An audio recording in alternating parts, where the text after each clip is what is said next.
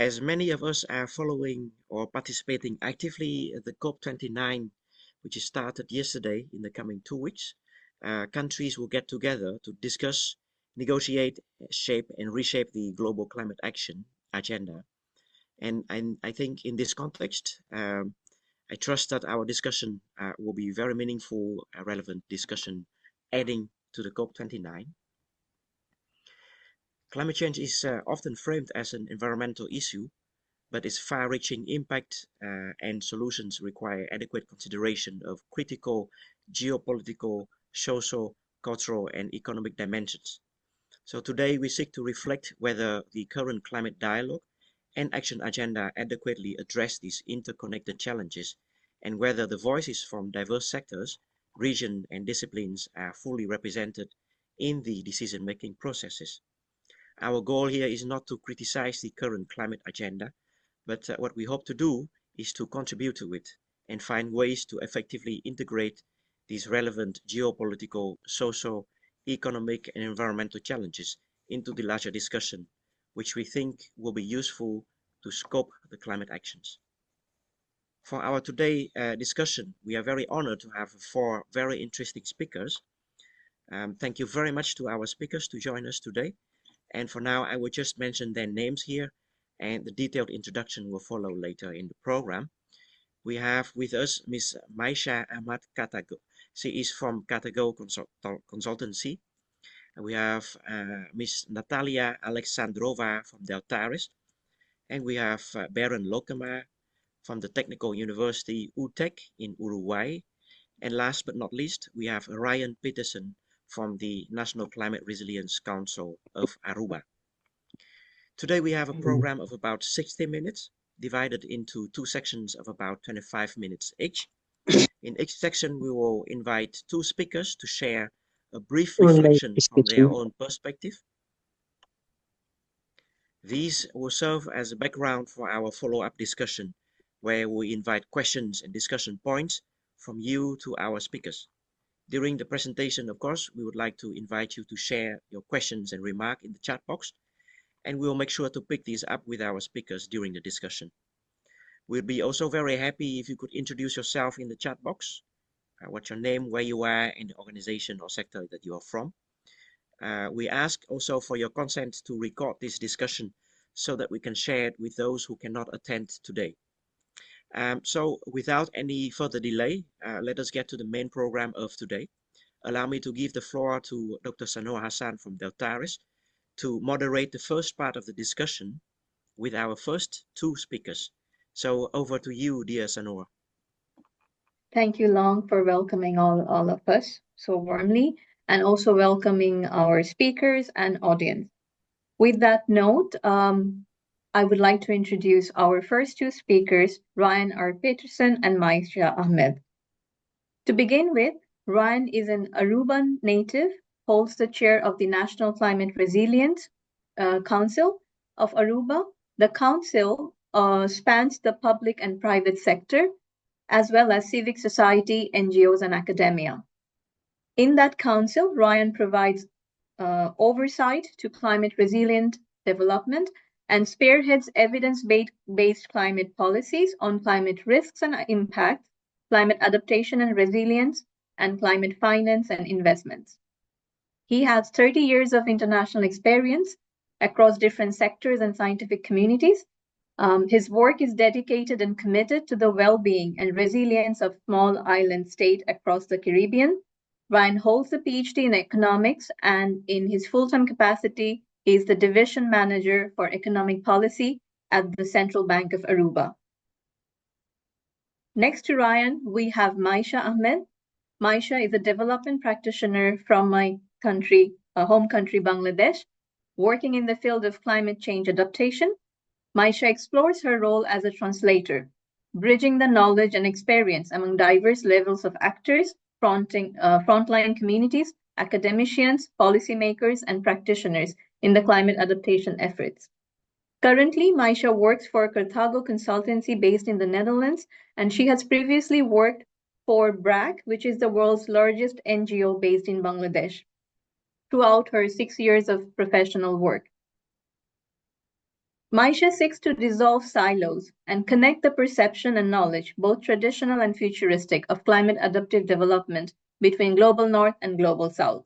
She is an Erasmus Mundus scholar and holds a master's degree in hydroinformatics and water management.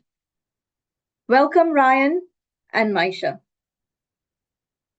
I would like to request Ryan to share his worldviews on what are we missing in the climate discussion. Thank you very much. Good morning, everyone. A pleasure to be here. Thank you also for inviting me to share some of our experiences. As was mentioned before, I'm based in Aruba, which is a small island in the Caribbean. And as such, water has been our way of life for since the beginning of times. Connecting both land and sea has been part and parcel of how our community, how our economy today, largely based on tourism on island, has evolved over time. As not only the chairman of the NCRC, but definitely also the grandson of a local fisherman on island, there is a certain amount of personal learning experiences that I have personally gone through in coming back to the island and rediscovering some of the old ways, the traditional knowledge that we have perhaps lost or forgotten about as we've encountered and dealt with climate change over time. The island, as I said, is surrounded by water. We have no groundwater wells in that sense. We've depleted those in the 1930s and 40s.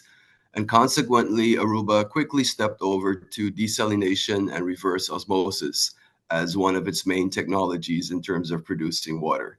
And over the past at least 70 years, that has been Aruba's main source of water. However, over those 70, perhaps 80 years, many of the old ways, the traditional ways of harvesting water, capturing water in terms of rainwater, in terms of natural reserves, wetlands, that traditional knowledge has gone lost, particularly as we focused on technological progress and economic growth. And right now, I wouldn't call it relearning. I think we're just at the beginning of rediscovering the old ways of water, in which water harvesting at home, but also in the community, working with water rather than working against water, working with the wetlands.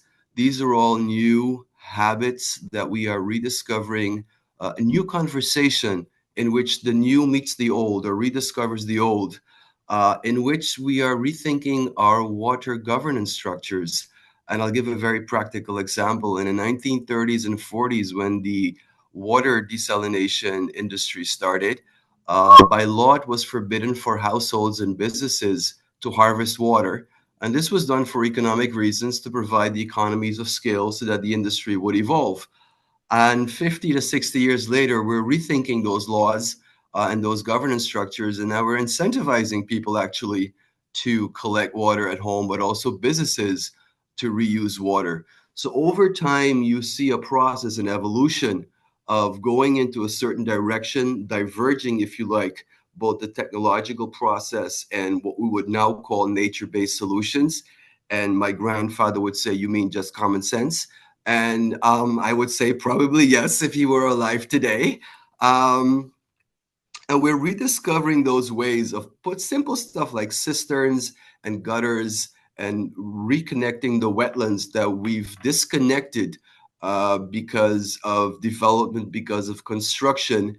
And last but not least, our traditional ways of working with water was always to capture that water and work with water. When we developed the infrastructure on the island, the thought process and habit was to get rid of that water as soon as possible. So let it run off the properties or the land sites as fast as possible. And there's been that slow but gradual shift in how do we capture this water, particularly as water scarcity, water security is an issue. And during the economic booms of the 1990s, Aruba did face water shocks because it could not keep up with the water demand. So it's a bit a learning by doing experience. Unlearning is often more difficult than relearning, but we are in the midst of unlearning and rediscovering and having new conversations with other islands, but also between engineers and agriculture and environmentalists that are coming to the table and shaping new conversations on the ways of water. And I will leave it at that. Thank you so much for the inspiring thought and bringing forward how we are still at the perhaps that relearning phase, or yeah, there is this tension between unlearning and relearning when it comes to climate adaptation in the island states. Myisha, the floor is yours. You can also start by reflecting with Ryan or begin with your own stories. Up to you. Thank you, Shanapu. Assalamu alaikum. Good morning, good afternoon, good evening, everyone. So I am actually going to thanks to Ryan for setting the pillars for me, because that's exactly where I'm going to build up from. I cannot stress enough on what Ryan has begin with and highlighted upon the traditional knowledge. So my journey, as has been mentioned, is a bit more on not like unlearning yet, but I'm really relearning and redecoding my knowledge, technical knowledge on the water sector, the climate aspects, and trying to understand the knowledge that has been there on the ground. So coming from Bangladesh, as many of you might know, it's a very interesting country. We jokingly call Bangladesh the God's experimental lab. So all kinds of climatic extremes are there. You name it, you get it. And that's why, especially in this time of, in fact, with the start of the COP conversations, everything around the climate discourse and the climate actions and how can we best utilize the information that are on ground, that are being produced, that needs to be communicated. All these moving pieces needs to be made sense of. So in my experience with the ground, as a climate practitioner, has been pretty interesting, because as I mentioned that my role has been very much as a translator. So by translating, I had really meant that I had explored my role as a translator from climatic models to what do these numbers mean to the people on ground. So when again, stressing on the fact that COP29 is happening, a lot of climate discussions are happening. So from the global level to the national level to the local level, how does these information go to the ground, and how do people make sense out of these information and utilize them in a way that are logical in terms of climate information or climate action, right? So when we talk about countries like Bangladesh, when we try to let's say explore a bit on there is always a common question on the challenge is there are not enough data to build on those existing systems, or it's difficult to design climate solutions for them. But I would really then like my experience has been the local wisdom that is there on ground, that we fail to connect with the current scientific database that we have.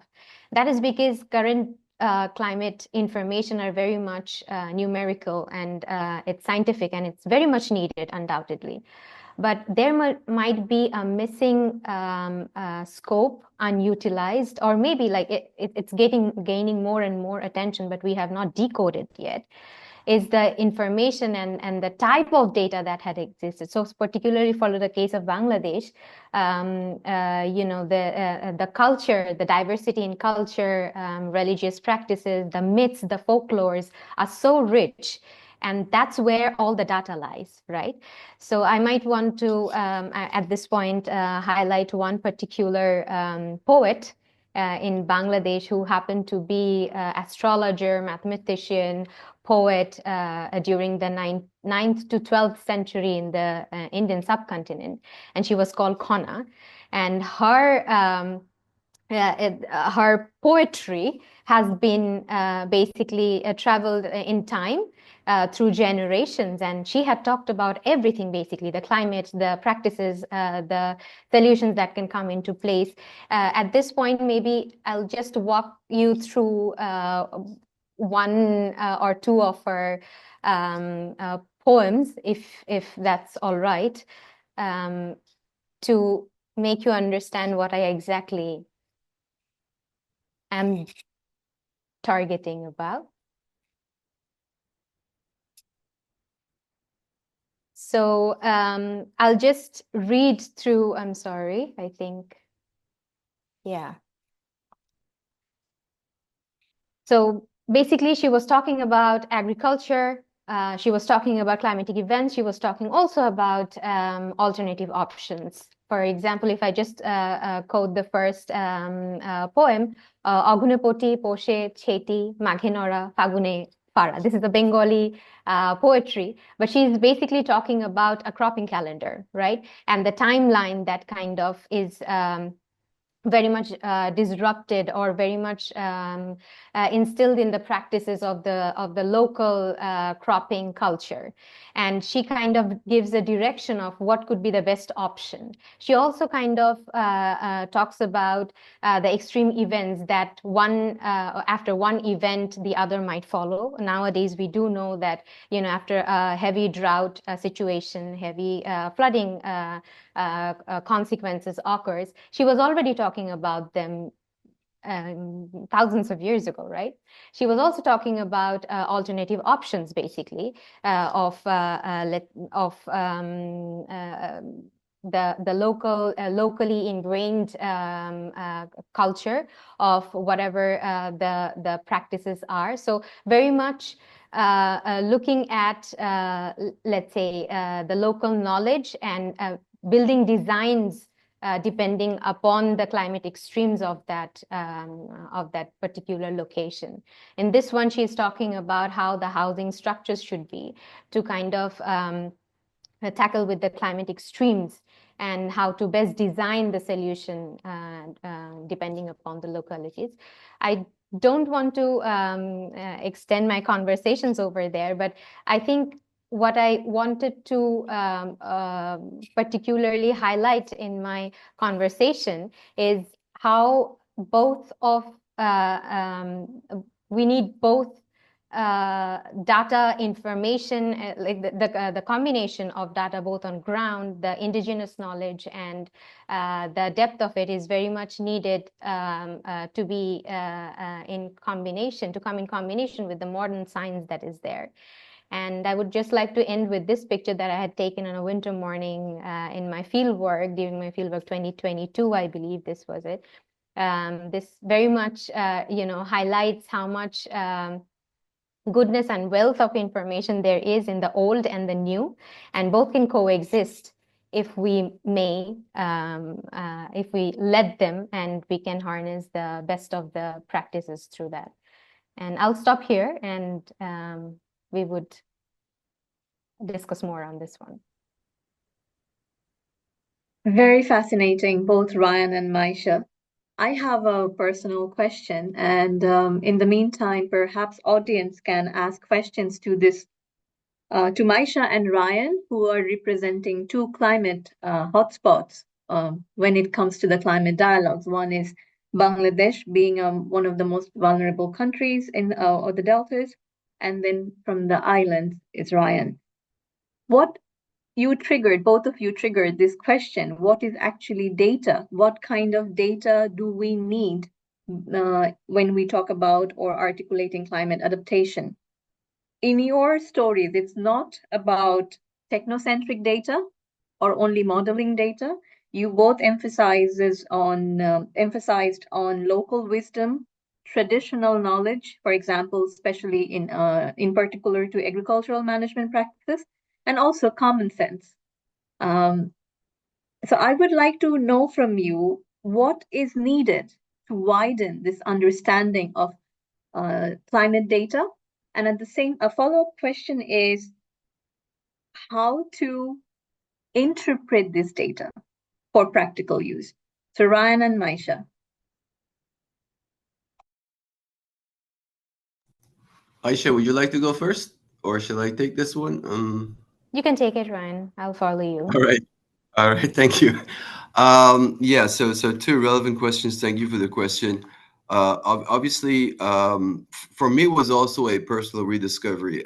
Being trained in economic modeling abroad from a certain technocentric way, and returning to the island and starting to have conversations with people, and in that sense, rediscovering that data is also in terms of stories, it is in terms of lived experiences, and rediscovering old archive pictures. And this sounds really, really weird, perhaps, but very valuable information captured in pictures that were taken in 1890 or in the early 19th century, capturing the design of water reservoirs, or as Myisha pointed out, I didn't touch upon it, but also the local knowledge about how to build a house and how to locate windows of a house in order to make sure that the house is cooled, as we have tropical climates with temperatures that exceed anywhere between 35 and 36 degrees Celsius.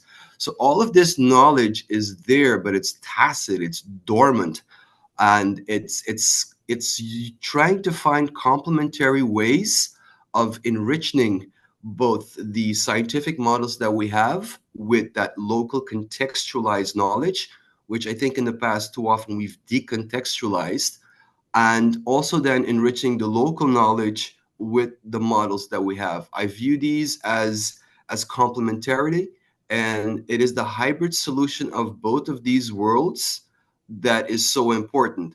The challenge in all of this is not the rediscovery, but it's the stage before that, which is the unlearning that there exist two worlds, indigenous versus technical, north versus south. Water teaches us that everything is interconnected. So the bare essential of water, the essence of water, is actually the answer to many of the challenges we have, as it interconnects many of the islands in the Caribbean. It also teaches us that the richness of water lies in the depth of these rivers, of these seas, of these oceans, and it's always going a level deeper in trying to dig deeper into what there is and capturing that information.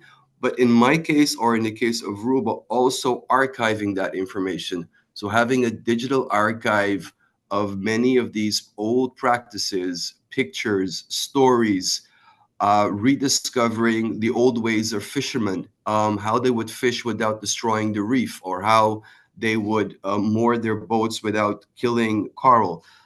So all of these things are there, but we have to venture out. And I invite the myself and others to venture out and go outside there, really in the field, and speak to people about their lived experiences and what they've learned, and in that try to decode and recode, as Myisha pointed out, and try to archive this and make this available also for future generations, and include this in education, because I do believe there's a lot of knowledge there that we would then need to share with others, particularly current and future generations. Thanks, Ryan, for showing us certain ways of how to do it. Myisha, do you have anything to add on with to Ryan? Yes, I fully agree with Ryan about the part where he stresses on connecting with the locals. It is so important because more than ever before, climate data are stronger and more resilient and more we can depend upon these data more than ever before. But the problem is this data is not being communicated in a way that we had expected, right? But the fact that these poems from the 9th and 12th century still exists and people remember them is the fact that there is a certain way of communication that we are not doing right. And that is the thing that needs to be connected.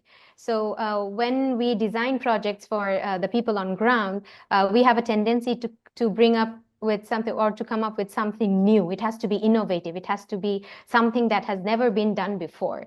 But that is a strategy that really doesn't need to be, that needs to be changed, honestly, because maybe it is time to look at the past. The climate conversation, the climate actions, the climate modeling has gained attention from the 18th century onwards.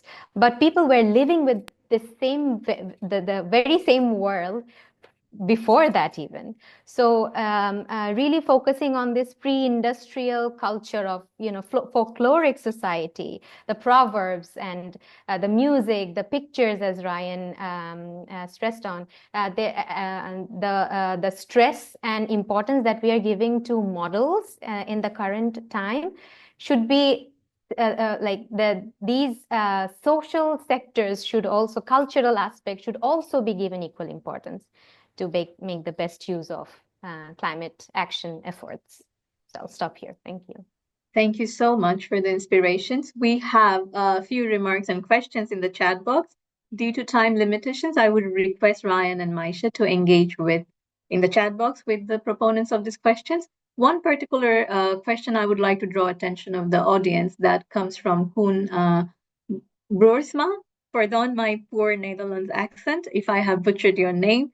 Koen rightfully asks and draws our attention to this, to the issues of rights to accessing information and knowledge, which are often hidden under these paywalls in the scientific journals. So I would appreciate if we can engage with Willem van Deursen and Koen Broersma in the chat box. Over to you for part 2 long. Yes, thank you very much, Anora. Also, thank you very much, Myisha and Ryan, for a very interesting part 1. That gives a perfect background and also, I think, inspiration for us to move in part 2. I think in part 1, we have got a bit of an overview, a bit of a small, I guess, overview, limited overview of the climate action agenda across different geographical areas.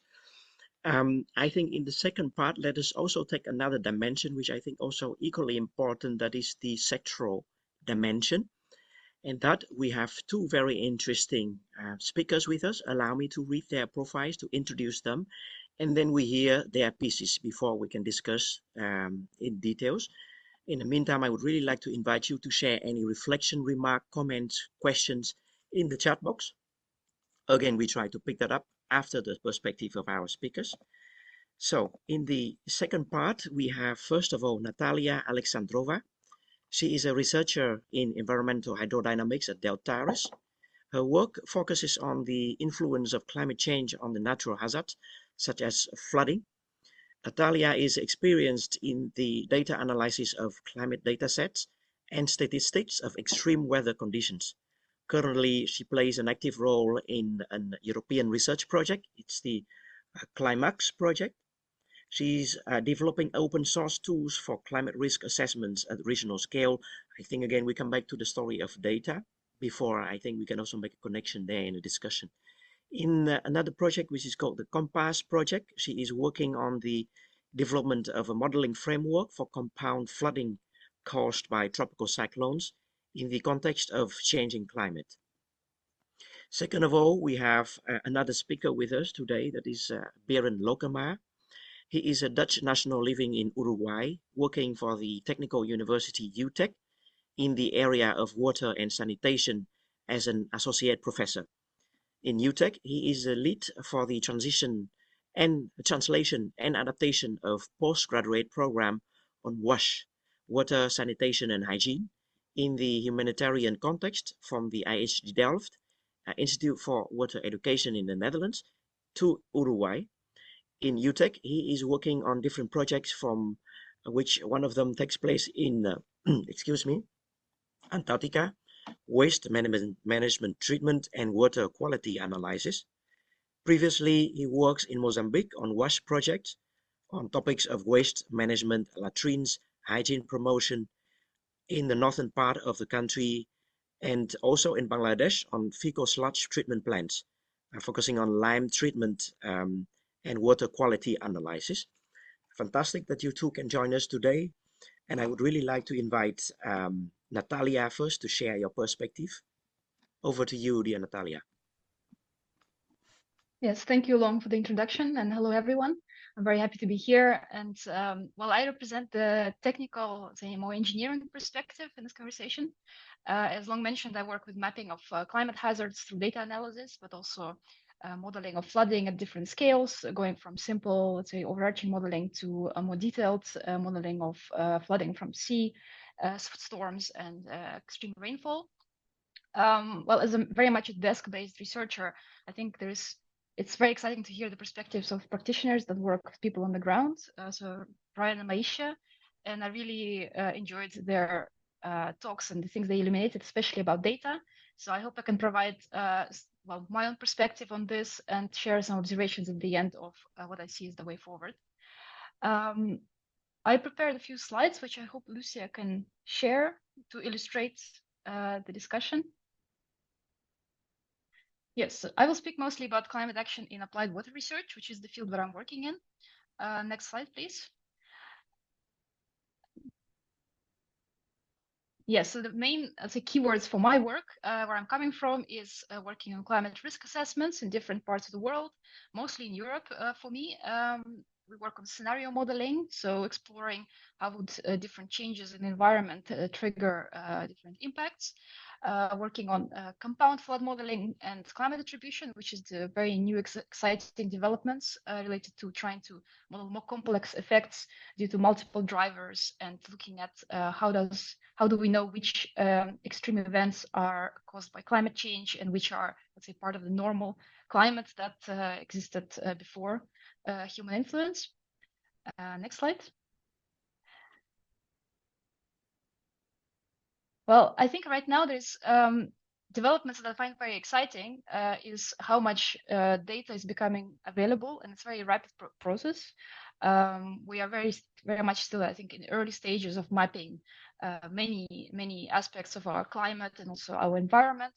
There are advanced climate models being developed. There's abundance of data coming from satellite-derived data. And there's, of course, different ways to data map, for instance, elevation models, different impact-based data sets, population distribution, etc. This global data is actually opening the way to be able to make meaningful assessments on basically anywhere in the world by drawing on these data sets that are also open source often. And in the next slide, I have some examples of such data sets. So we see many, let's say, it's possible to make many different climate hazard and vulnerability assessments to map out, flooding, changes in temperature, different extremes all over the world, drawing on these open data sets. And there's a lot of progress in presenting this data to the public, and the data is becoming more accessible, but not just accessible, but also understandable and more, let's say, that you can interact with it and you can ask your own questions to this data and try to figure out the answers. Well, at the same time, I think it is very much early stages, and the whole field of data analysis and climate data is can benefit a lot from better interaction with practitioners.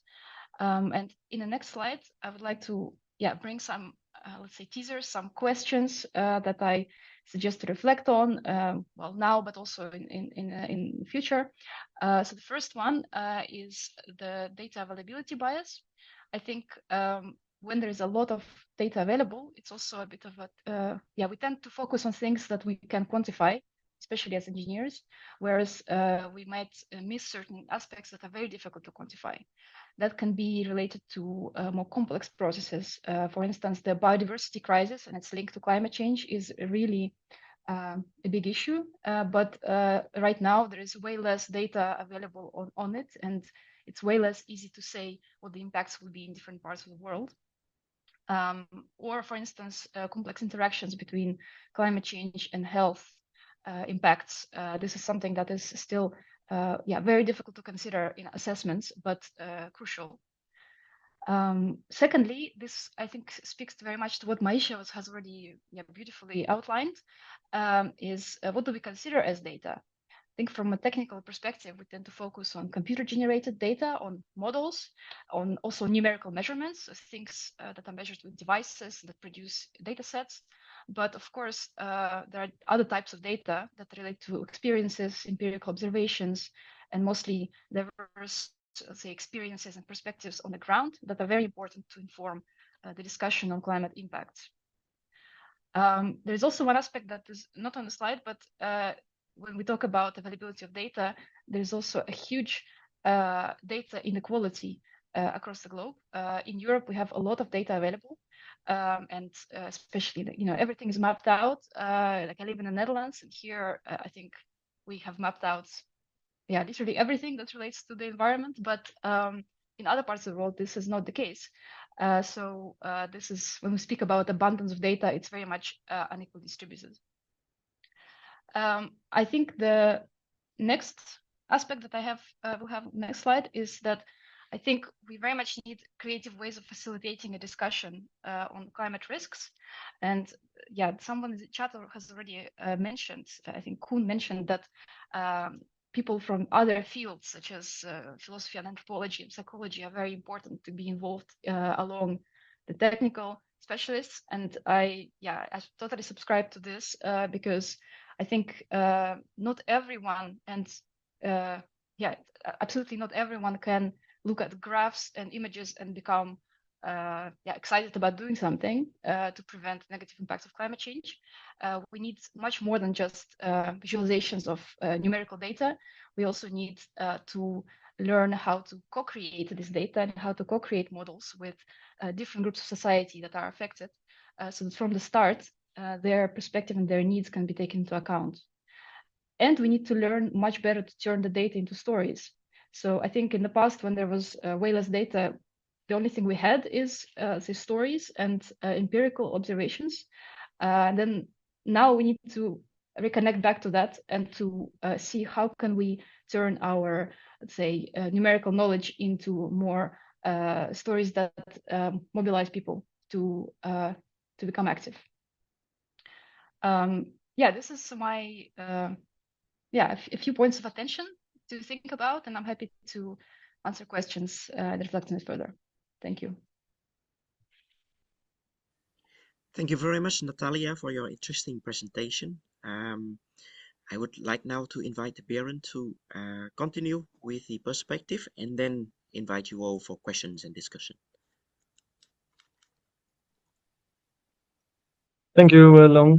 And thank you, Natalia, for also putting the story together, and the people in the chat box already as well. I would like to also jump from here, actually, because data and the stories, of course, from Myisha and Ryan as well, I think they're very applicable. Why is that? Because also in the sector of WASH and the sector of emergencies, all of these ones are very important in perspective. I would like to just give you an example, actually, from one of the works that I did in Mozambique, where I was working in the northern part of Mozambique, where there is a conflict ongoing still, where roughly 1 million people are displaced. And there is also a lot of people that actually have a problem with water, because, of course, there's not only people having a conflict, but also other things are happening as well. So climate is happening there as well. There's floods happening, there's droughts happening, there's cyclones occurring. So all of that comes in one. So also data is important there as well. How do you react to that? That's one of the things, of course, we have to think about. How can we react to that? So what we did in Mozambique, one of the first things is also thinking about local knowledge. So what we did there is also we went to the local communities that were displaced, but also to the local host community, where we're trying to have an interaction and questions about, okay, what's happening actually, but not only about what's happening, but also about the needs. What do they think are the needs? Because we can supply them with data, we can supply them with needs and help, but also having a discussion. And there it also becomes another factor becomes important, which I think is also nice when we have data and we have the conversation, but also the amount of time. How quickly do we react? Because also we need to think about we need to react very quickly because the people do not have water. The people maybe do not have sanitation, which can lead to other effects as well. So also the balance. We have some data, maybe we have no data, because in Mozambique, for example, we had no data available at all about groundwater. We had some prediction models from cyclones, but the local community, we also wanted to have information from them through engagement, but you don't always have as much time in that. So how do you look into that? Of course, it's also making the balance then again. So from the previous stories as well, like how do you implement that? And that's also why it was very nice with the question from Koen in the chat box as well. Like, how do we implement this one from publications? How do we get that information and also onto the ground? I think that's also something very relevant. Because if we don't do this, I can give another example. What could happen during floods, where we looked at as well. Like there were some floods at some point in one of the parts of the province, and where we were there, like we could see the latrines over flooding, and so the content of the latrines was coming out at some point, and we had a cholera appearing as well. And it was spreading quite quickly, so you have to react to that as well because of the floods. What usually you go to hygiene promotion, try to do campaigns as well, try to make sure the drinking water is clean as well. But also there's other perspectives coming up as well. There's loss of crops. We have to think also about how is the community exactly accepting it, because we were trying to approach them as well and trying to teach them about, okay, this is what you have to do. But the community also was becoming a bit more violent in the way that they said, but who caused all these problems? Who caused the cholera? Because they didn't have the background in it. So we also had to prevent violence at some point. So one thing can lead to another thing just by one extreme event. In Mozambique, we had several actually disciplines already coming to action as well, which of course is also very interesting to see again as well. Like there's not just one sector, it's the public health, it's the WASH, it's the engineers that needs to take action, it's the government that needs to take action, working together with local government, working together with local leaders to also bring the perspective there to help the people understand what was the real cause. So this is also something we really need to look at as well. That's of course, and again, then also there's a perspective of economics because people have to start buying clean water. Of course, you try to supply them, but sometimes you cannot supply enough, so they buy extra water. That money that is spent on water, again, also has an impact on the household. So all these things are trickling down by one extreme water event. But also, like now, this is one perspective in, for example, Mozambique. What I also would like to bring up as some different countries as well, where also there's a big impact. One of them, for example, I would like to talk about is in Gaza, where I was talking yesterday with one of my colleagues that works in Gaza at the moment. And it's already quite a big of a problem because now a lot of people are displaced. And people are very afraid for an extreme weather event because if that starts happening, there's no infrastructure. The sewer system is not working anymore. There's a massive public health disaster on the verge. So any kind of rain. So now they're hoping, actually, in this case, for a dry winter, which is not good as well because there's no harvest, there's no crop, there's no income. So these one thing can lead to another thing as well, and that's also why I think data is still important as well, but also implementation as well. How can we react to it? How can we make the people resilient? And that's of course also one of the questions, because also if you look to Sudan, for example, as well as another example where the conflict is rising again as well, and droughts are occurring as well, and floods are occurring on the other side as well. People are being displaced. So sometimes the data that we bring can help a lot, but the resilience in that perspective is difficult to build up as well. Where do you start from? How can you make sure that people are being displaced and still can be resilient against climate? That's one of the questions I want to put maybe a little bit to everyone as well. Because I think that's important as well, because we can think about, we can prepare ourselves, but how far can you prepare someone if someone's being displaced in a certain perspective and doesn't have the options to make resilience? We can always make some early warning systems, of course, that have some impact, etc. But this is something actually I want to also put a perspective towards the audience as well. And also to make one thing clear, of course, is not just one place where this is happening. In the Netherlands, we also had droughts. In Uruguay here, we also had floods and we had droughts, which also gave to massive problems as well. So it's not just only one country that's dealing with this and with the wash problems also coming from this. So that's something I wanted to share with you. And of course, in the Netherlands as well, the floods that also occurred and droughts between 2017 and 2020. So just to put things in perspective a little bit as well. Over to you, Lom. Thank you so much all for listening.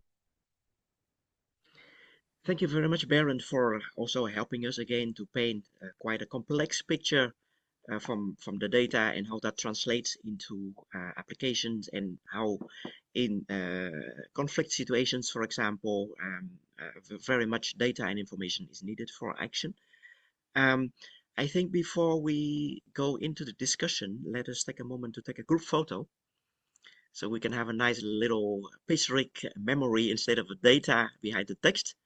If I may invite you all for a moment of turning on your camera, so we can see everyone, and we take a group picture before we go into the question. I see that there is quite some questions going on in the chat box, but also a lot of nice, interesting points that Berend also put up. Let us also discuss that. But for now, let's have a group picture with everyone. If I may ask Lucia to help us, please.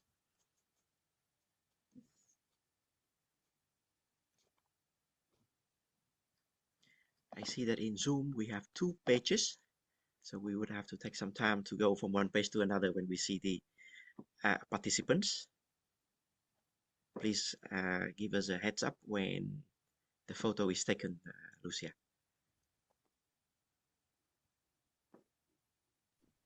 Okay, I'm taking the picture.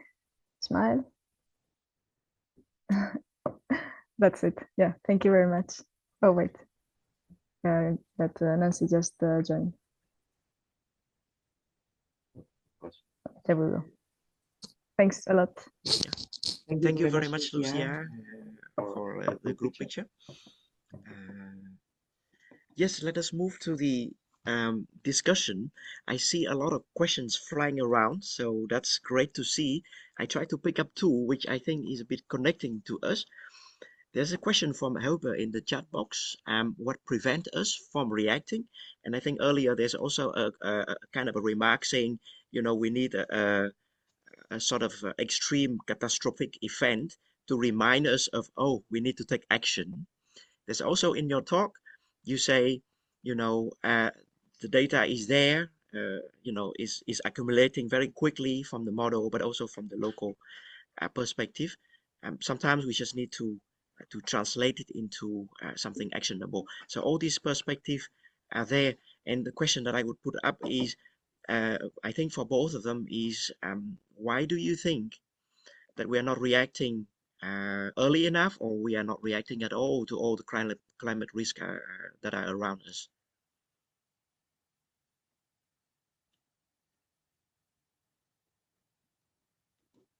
Natalia, would you really like to react first, or shall I take this one as well? I can briefly react, and I think you will have a lot to say about it as well. But I think it's one thing to know that an event is coming, like meteorologically speaking, and the other thing is to how to respond to it. So even though we, I think, know a lot about predicting, on short term the weather, but also knowing about how extremes will change, it's still a lot of work that needs to be done to translate that to plans and disaster response that needs to be updated, because basically now we live in a changing climate, so these extremes will change constantly. So there needs to be more connection between the disaster preparedness on the local level and this data. So that's all I can say. And now to you, Berend. Thank you so much. I think it's very relevant question what you're asking as well, Lon. Because we're asking about the resilience, we're asking about how to react to this. I think that's perfect questions, but I think we are forgetting one question actually here. Why are we not talking about the source of the climate change? Why are we not addressing that? Because it's very difficult to actually react to it. And I don't think it's always possible. We can have as much data as we have, we can as much, but we always need to have to adapt that data. So I think we always one step behind in a perspective because we can predict a lot of things, we can do a lot of things, and I think Natalia also like what she's saying as well. Like we can do a lot of things, we can look into a lot of perspectives, but we don't go to the source. It will keep changing, and unpredicted things will keep happening. So I think in a way, like yeah, we can approach it. We can do a lot of different things. We can build preparedness. We can react very quickly, but we still need to think about the source. Yeah, indeed, the source is, I think, very, very important. I note from our logistics that probably our speaker, Natalia, would need to leave soon due to another duty. So if I may, I put another, not burning, but interesting question to Natalia, and then after that we can continue the discussion. Natalia, looking at your experience working on very interesting projects, I think these are mostly European context projects where comparing to other parts of the world, for example, in Vietnam, where I'm from, or Mozambique, or other countries, data is much more available. But I think still there are differences across the sectors. There are sectors that lack data, and there are sectors that has more data. If you look across the sectors that you are catering to, where do you see what we can call sector poor?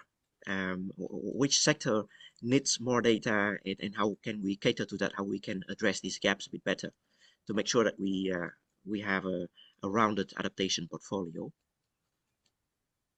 Well, in terms of talking about climate hazards, which is what I work on, actually one of my European projects also has a case study in Mozambique, which connects nicely to what Berend was speaking about. But in there, we really see how important is having good ground data. For instance, applying the same tools at the coast of the US and applying those tools at the coast of Mozambique right now is you get completely different quality of results, because in one place you might have a perfect DEM, so perfect elevation model, topography, much better meteorological data. And in another place you have, let's say, very much difficulty obtaining and also verifying data because there's not a lot of observations that we can access as researchers. There's also, of course, we can work with stakeholders, but there is also such a thing as, stakeholders can also get tired from constantly being reached out to by researchers. So we need to be also careful how often we do that. So I think, having this basic data across the globe, it is happening because there's a lot of development and the quality of data is improving, especially from satellites, but it's still not as good everywhere else. So for flooding, for instance, having better elevation data and just measurements is very, very important. Yeah, great. Thanks a lot. And I think connecting back to the point made by Berend, I would like to get back to that. I think the sources are very important, and Natalia rightly pointed at multiple sources, for example, remote sensing, looking from above. At the same time, we also have sources coming from the local communities. Quite often we see that farmers can very well tell you what's going to happen in their local area in terms of the weather for tomorrow or the day after tomorrow. There are also very good wisdom to tell you what the seasonal outlook will be. Scientifically, I think that we have not touched upon this domain of knowledge, this source of knowledge very well. From your perspective, Berend, from the countries that you've worked in, for example, Mozambique or Bangladesh, how rich is this body of knowledge and data? And do you see that currently the way we are documenting data in terms of, numeric data mostly, is that system a bit limited in terms of, capturing and understanding all these very relevant data and wisdom coming from the local communities? Thank you, Long. It's a very interesting question. I think there's several perspectives on it. If allow me, it's also for documented data, first of all, is already one thing that could be quite hard, because then you're talking about where do you place it. You have a centralized government, for example, and like in the country of Mozambique, it's quite spread out. So it's very difficult to have something centralized. The accessibility to it, secondly, because not everybody has accessibility to a computer, to a data system, to the electricity. So that's already something to think about. I think it will be very important to have this knowledge, also to adapt this knowledge, but it's very difficult to use it because a lot of people also have been displaced. This is not the first displacement, for example, in Mozambique. Mozambique has been dealing as a country already for a lot of different for a long time already with displacement, so from floodings as well. But I do think that knowledge could be very useful because in history they have done already so much with it. They've lived with it already in the Delta and they already have dealt with cyclones a lot as well. So that knowledge could be very useful also in building the structures, for example, to make them more preventing against cyclones, making more preventing against floods as well. And the people also moved around quite a lot. So I think that knowledge, if well documented, could be very interesting as well. But also I think it's very important that we also bring that knowledge back on the ground, because we can have that knowledge, but how do we bring it back to the ground and how do we actually apply that as well? So I think that's something also we need to question ourselves as well, how to have the knowledge, but also to give back the knowledge, not just to take it from one perspective. Thank you. Great. Yeah, I think that's a very interesting note, giving back the knowledge also. To finish the second part of the discussion. Thank you very much, Berend and Natalia. Allow me to take another 30 seconds because there's also a very important and interesting point coming from the urban perspective in the chat before I give it over to Sanora for a short concluding remark. We see a remark from Koen Buursma. The main drivers of the increase in weather-related disasters are unplanned urban management, urban development, environmental degradation and gaps in early warnings. Climate change only exacerbates these problems. We shouldn't let those responsible, public or private, get away with blaming these types of disaster entirely on climate change, but instead call them out for their failure to act in imposing and enforcing resilient policies for urban planning and prevention of environmental degradation. Thank you very much, Koen, for sharing this perspective. I think food for thought after this event. Now, for the sake of timing, I would really like to give it back to Sanora for a quick recap and wrapping up, Sanora. Thank you, Long, and thanks again to all our participants and our four speakers. You all have been brilliant and instrumental in unlearning and relearning many of the myths and dilemmas and questions and curiosities that we may all share. I would sum up certain take-home messages that I will be carrying with me from this episode. And for the before I do that, I would like also to invite you all, if you have any interesting stories that you would like to share in our transdisciplinary conversation, you can drop a line to me and Long. And also, if you want to collectively harvest another episode in the next year, please do drop us a line. So, going back to the messages I will be taking home today is the climate adaptation or the relevant discourses are often influenced by the technocentric and capitalistic understandings and actions, and also unconscious biases that we may have as water experts.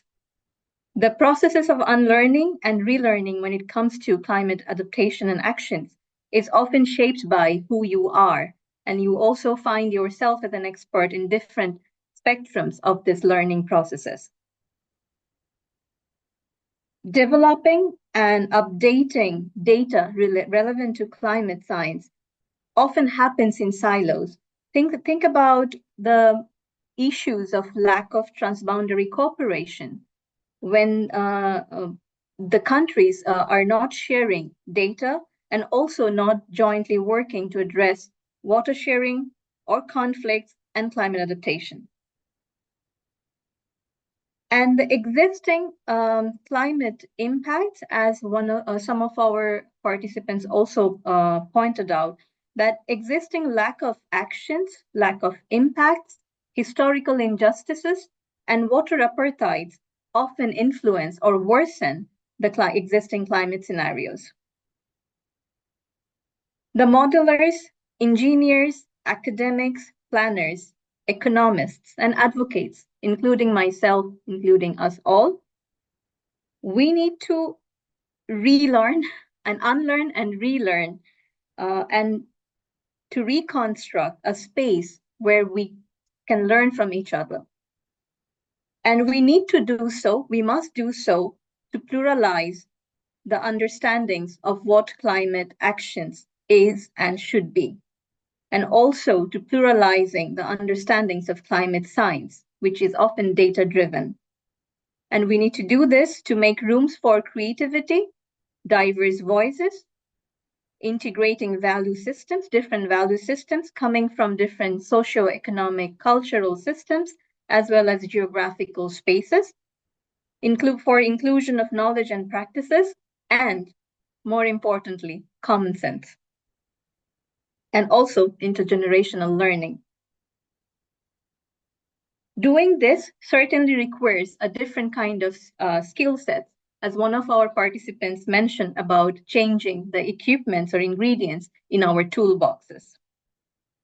For sure, doing this requires becoming more aware of our unconscious biases, engaging with conversations with people whom we hardly get the opportunity to interact with, and be open to learn about different and maybe conflicting perceptions and ideas that is different than ours when it comes to climate adaptation. And this point also draws attention to the need for opening more and more discussions on what kind of skills and expertise are required to act on climate adaptation. These are my 7 take-home messages. Thank you all for helping me to unlearn and relearn. Over to you, Long. Yes, thank you very much, Sandra, for helping us to recap the points and reflections from the discussion. I don't have much to add, rather than saying thank you very much again to our great speakers, and also to a very active participation of our participants today. It helped us to make the conversation meaningful and helpful. Hopefully, we will see each other again very soon. After this, we will get back to you with sharing the recap and also follow-up discussion and information about the future events that we will have. I wish you a very good day further, and until next time.